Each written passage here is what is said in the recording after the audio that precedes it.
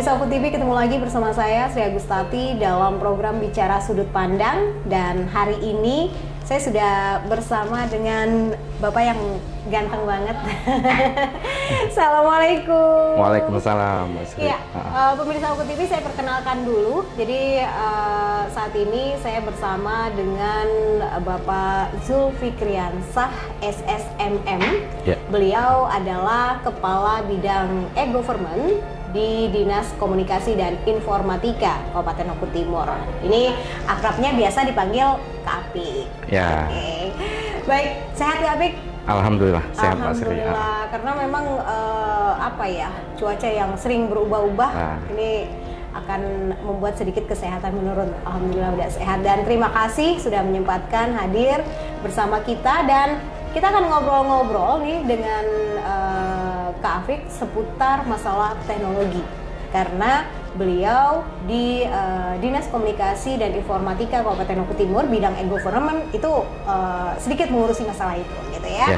Oke, nah Kak Apik, tapi sebelum kita lanjut ke apa saja sih program atau apa saja sih yang sudah dilakukan oleh bidang e-government untuk masalah teknologi ini sendiri. Nah, Kak Apik melihat kemajuan teknologi yang saat ini sudah berkembang, itu sudah seperti apa sih? Baik, sebelumnya Assalamualaikum warahmatullahi wabarakatuh. Ya, selamat pagi Mbak Sri. Yang pertama, kalau kita bicara teknologi, memang teknologi ini semakin lama ini semakin cepat perkembangannya ini Mbak Sri memang. Jadi kalau dulu memang masih istilahnya tuh untuk mengakses sebuah informasi itu masih sangat terbatas dengan harga yang masih mahal. Sekarang dengan teknologi yang semakin berkembang, informasi itu sangat cepat dan sangat mudah untuk diakses, dan yang pasti sekarang jauh lebih murah. Iya, begitu dengan ini. Yang memang sekarang teknologi sekarang ini, apalagi kita kaitkan dengan pemerintahan, ya. Memang sekarang dituntut pemerintahan itu harus menggunakan teknologi karena terkait dengan untuk percepatan yang namanya itu peningkatan pelayanan publiknya. Jadi sehingga bagaimana nanti dalam sebuah pemerintahan itu nantinya lebih transparan, akuntabel, dan efektif, efisien. Itu landasan dasarnya mengapa pemerintah harus memang bertransformasi digital saat ini dengan teknologi yang begitu cepat. Kalau kita tidak ikut, yang pasti ketinggalan. Ya benar, seperti itu. Itu mungkin gambarannya Mbak Sri tentang teknologi. Jadi memang kalau misalnya dilihat dari tahun ke tahun, mungkin antara 5-10 tahun yang lalu dengan saat ini itu sudah sangat-sangat jauh gitu ya, perkembangan teknologi yang saat ini sudah ada di masyarakat. Nah, kita langsung saja nih Kak Apik untuk masalah program. Ini masalah program teknologi yang ada di bidang e-government ini sendiri. Iya. Nah, kebetulan pada bidang layanan e-government Dinas Komunikasi Informatika, mungkin sedikit kami kasih gambaran apa yang sudah dilakukan dan apa yang akan dilakukan ke depannya lagi. Sekarang ini yang pasti pada Dinas Komunikasi Informatika, ya, Kabupaten Oku Timur ini sudah membangun yang namanya jaringan intra pemerintah daerah. Ya, jaringan intra pemerintah daerah ini mungkin masih banyak yang belum paham apa itu jaringan intra gitu. Jadi mungkin saya jelaskan sedikit buat bisa jadi perbandingan nih Pak Sri. Jadi mungkin yang sangat awam itu biasanya itu internet. Nah, jadi internet itu kan kumpulan pada jaringan komputer yang secara global dan bisa diakses oleh semua orang. Itu yang namanya internet. Nah, sedangkan jaringan intra ini atau intranet sebutannya itu kumpulan komputer di mana ini untuk mengaksesnya terbatas, hanya orang-orang tertentu. Nah, itu yang kita bangun saat ini di Kabupaten Oku Timur, misalnya itu. Kemudian selain itu, untuk memfasilitasi bagaimana jaringan intra ini bisa berjalan juga dengan baik, maka kita sudah siapkan ruang server di Dinas Komunikasi Informatika, sehingga sebuah sistem informasi itu bisa diakses oleh seluruh OPD yang sudah terintegrasi dengan Dinas Komunikasi dan Informatika. Apa tujuannya? Tujuannya pasti untuk keamanan data dan informasinya. Nah, itu yang seperti itu. Selain itu juga, kita juga sudah mulai bekerja sama dengan PDN, Pusat Data Nasional, di mana nanti ini membuka juga kita kesempatan untuk memfasilitasi UPD-UPD lain yang membutuhkan hosting. Mungkin nanti ada yang butuh virtual machine, nanti kita bisa juga arahkan ke PDN. Selain juga kita bisa laksanakan yang ada di ruang server yang ada di Diskominfo. Seperti itu. Nah, yang pasti dengan adanya ini nanti semoga apa nanti yang akan dilakukan ke depan sesuai dengan amanat dari pemerintah pusat itu bisa kita laksanakan juga di Kabupaten Oku Timur. Kabupaten Oku Timur, ya, gitu. Jadi gitu. supaya kabupaten kita nggak ketinggalan, ya, gitu seperti ya. Itu. Baik informasi dan lain sebagainya. Nah, ini untuk jaringan intranet sendiri ini sudah berjalan mulai kapan? Untuk intra itu diawali tahun 2020. 2020. Dan 2020, kemudian saat itu masih 40 OPD. Nah, di tahun 2023 kita sudah seluruh kecamatan sudah tercover. Nah, di 40 dulu kita baru 7 kecamatan. Sekarang kita sudah 20 kecamatan sudah tercover semua. Termasuk kita ada tambahan itu di Mall Pelayanan Publik dan juga ada di UPT Capil yang ada di Desa Betul. Nah, jadi semuanya sudah terintegrasi dan kita bisa monitoring dari Dinas Komunikasi dan Informatika. Oke. Jadi tapi terus ya kecamatan selesai, mungkin kedepannya akan bisa dan jadi kita akan terus lakukan pengembangan sesuai nanti dengan roadmap yang sudah kita buat. Bagaimana nanti kita terus melakukan pengembangan dengan terus nanti koordinasi dengan pihak-pihak yang terkait, sehingga nanti bagaimana di Oku Timur ini seluruhnya tidak hanya maksudnya ini di pemerintahan, tapi masyarakat juga bisa menikmati akses informasi yang cepat juga dan mudah. Itu yang ingin dirasakan oleh masyarakat supaya dalam hal pelayanan dan lain sebagainya juga bisa lebih mudah lagi gitu. Baik, nah Kak Afik ini juga mungkin setiap program atau setiap yang dilakukan oleh sebuah OPD dan lain sebagainya biasanya ada kendala dan lain sebagainya. Kalau untuk masalah intranet sendiri, apa sih yang menjadi kendala? Yang jadi kendala yang pasti namanya ini perangkat ya, Mbak Sri ya. Di mana-mana pasti namanya perangkat elektronik pasti ada permasalahan-permasalahan, mungkin terkait dengan misalnya ada access point yang bermasalah, adapun misalnya server jaringan yang bermasalah. Nah, itu biasanya kita kita buatkan grup PIC-nya sehingga setiap permasalahan itu bisa kita tangani secara cepat.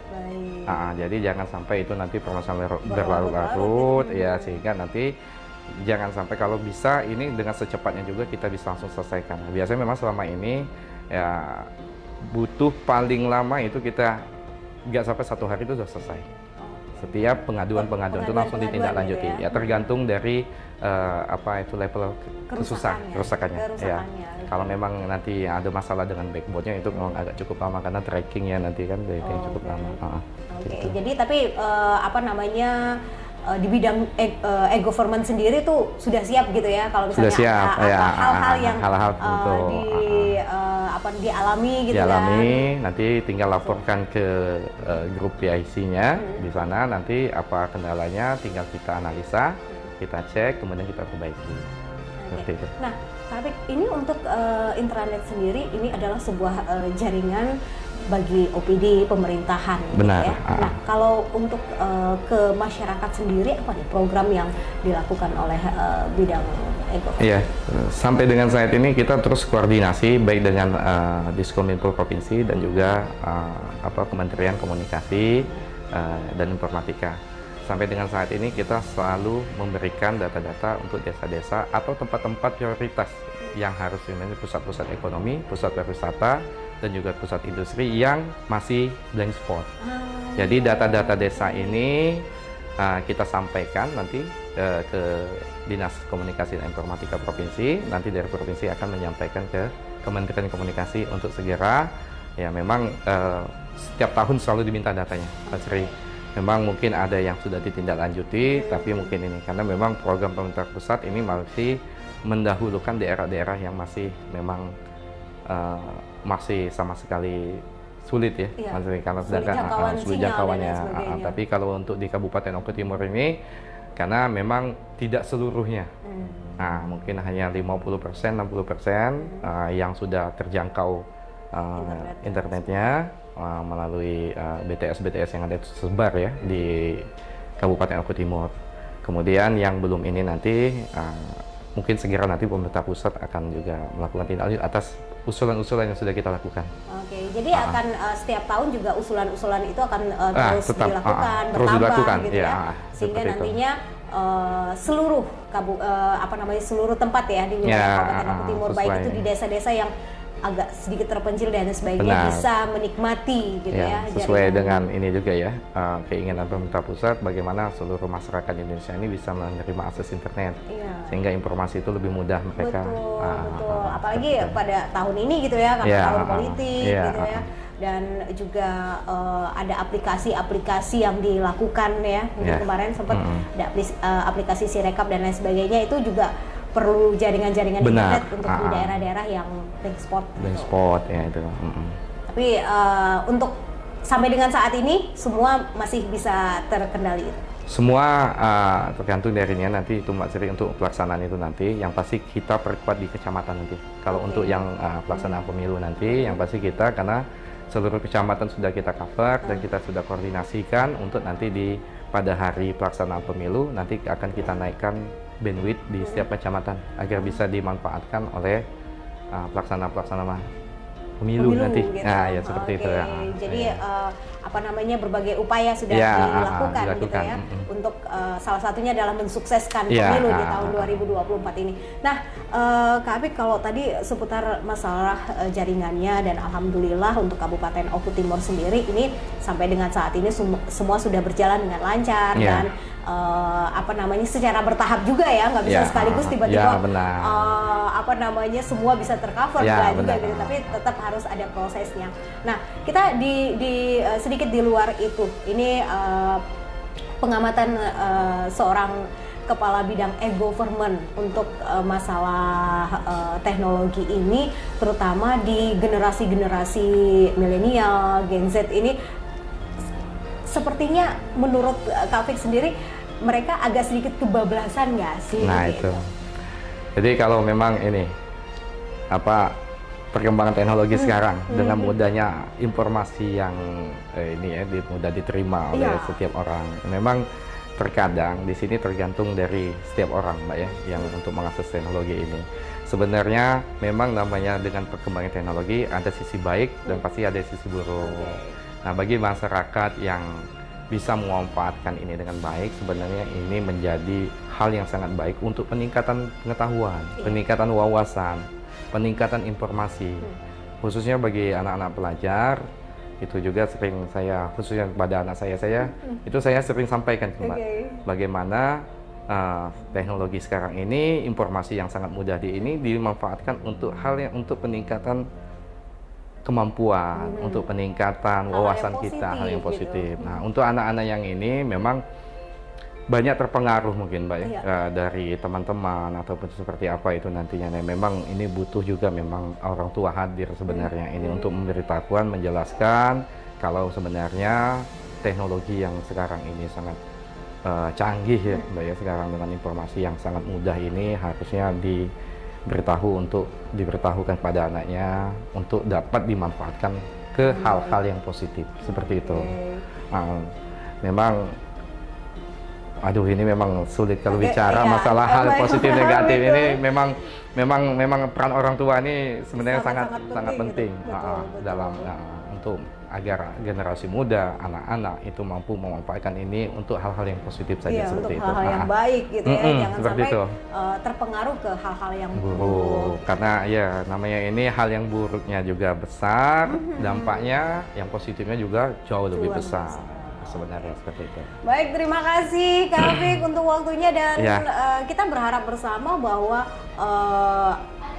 dari tahun ke tahun akan banyak perkembangan terutama untuk wilayah-wilayah yang tadi blank spot tadi benar, gitu untuk bisa segera diatasi ya, sehingga seluruh masyarakat Oku Timur bisa mendapatkan akses internet dengan mudah ya, sesuai dengan visi misi Pak Bupati dan Wakil Bupati gitu ya, menjadikan Oku Timur maju dan lebih mulia gitu.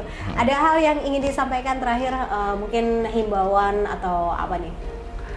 Yang pasti begini, Mbak. Jadi perkembangan teknologi ini sangat cepat.